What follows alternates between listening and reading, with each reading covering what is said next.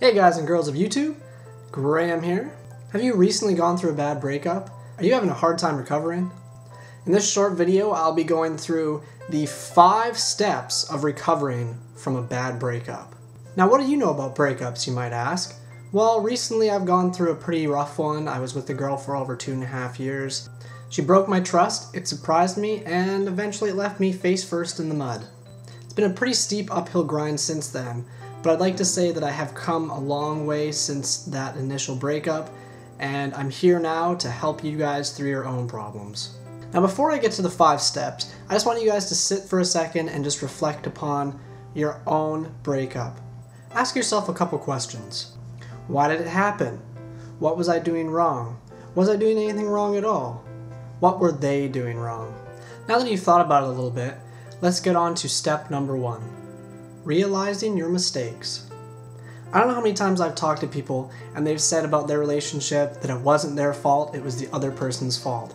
Countless times have I heard that, and countless times have I thought, how ridiculous does that sound? Nobody's perfect, but everybody makes mistakes, and realizing those mistakes you made and reflecting upon them is the most important thing you can do in recovering from your breakup. Now, how do you do that, you might ask? There's lots of things you can do to reflect upon yourself and the mistakes you might have possibly made. You can write it down. Talk to others about it. It really doesn't matter what you do, just as long as you're taking the time to reflect upon what you did and how you can improve upon it, which will essentially improve your next relationship and even yourself. Now let's move on to step number 2. It's okay to be sad or angry. Show your emotions. Don't be afraid to let people know how you feel. Usually you start out with feeling sad, depressed, like there's no hope left in the world. But there's nothing wrong with that. It's only natural to feel these ways after losing someone that you spent so much time with and cared so much about. After a while, those feelings will go away, and your sadness will eventually move into feeling anger, which is also a very healthy feeling in the situation you might be in. But these emotions don't last for just a couple days.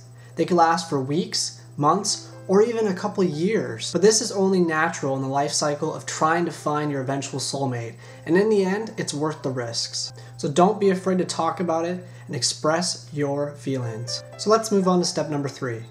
Never feel regret. I shouldn't have done this. I shouldn't have done that. I should have been more like this. Why was I such a terrible boyfriend or girlfriend? Reflecting upon your mistakes and acknowledging them is extremely important, but don't tear yourself apart. Don't beat yourself up. Being in a relationship is a learning experience, and every single time you get into a new one, there's one more thing you're going to learn about relationships and yourself. If you don't try to learn from your mistakes, then all you're going to do is sit there and let that regret haunt you. And until you forgive yourself, or you forgive the person who broke your heart, you'll never ever move on. Now let's move on to my 4th and favorite step. Surround yourself with happiness. I always find it really funny how when couples break up, one of them always goes off and starts just instantly getting over it, and the other person sits around and mopes. Sitting around by yourself in a dark, quiet room is the worst thing that you can do for yourself. Now, why, you might ask? Well, it should be obvious, but it's not always that simple. Most people like to tell themselves that after a breakup, they just want to be alone. They don't want to take some time to themselves.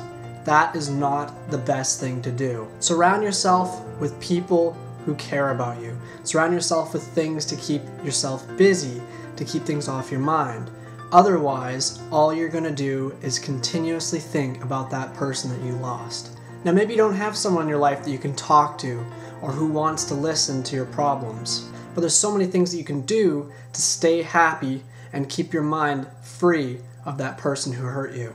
But in the end, it really just comes down to being happy with yourself. Once you've done that, you'll have no problem whatsoever feeling happy about everything else in your life. And yes, nothing's perfect. There might be things in your life right now that are difficult, and this has just made things even worse. But at the end of the day, you really just have to take the time to look at all the good that's around you rather than the bad. And this might seem like the hardest thing in the world to do, but I guarantee you that the moment you do this, things will slowly get better. It will take time, but you'll see the difference.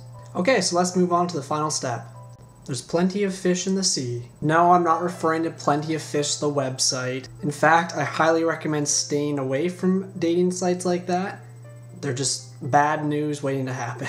What I am trying to say though, is that even though you might think that person you were with was the only person for you in the entire world, that's not true. In fact, it's completely wrong. You might be sitting there right now thinking, I just want to get back with that person, I miss them so much. And who knows, maybe you will get back together and you actually were meant to be together. But I've always kind of looked at breakups and relationships the same way as marriage. If you get a divorce, what are the chances that you're going to get back with that person? It's very, very slim. And relationships and marriage really aren't all that different except for a ring on your finger, you own each other's stuff, and you might have some kids. And all the legalities and whatnot that comes with it. Now, I know that you're probably used to hearing this from every single person that you know that knows you, but it's 110% true. You're you, there's somebody out there, and they're gonna like you for who you are. So don't settle. That special girl or boy will be out there for you, and they're waiting just like you are. It might take some time, but one day you'll find them and you'll be happy. Okay, so that's the 5 steps. Let's just go over them one more time before closing. Number 1, realizing your mistakes. Number 2, it's okay to be sad or angry. Number 3, never feel regret. Number 4, surround yourself with happiness. And number 5, there's plenty of fish in the sea. So those are my 5 tips on trying to help you to recover from a bad breakup. So hopefully this video helped you out in some way or another, or in a situation that still hasn't happened yet. But regardless, I wish you all the best of luck. Make sure to like, comment, subscribe, and remember, there's somebody out there for everybody.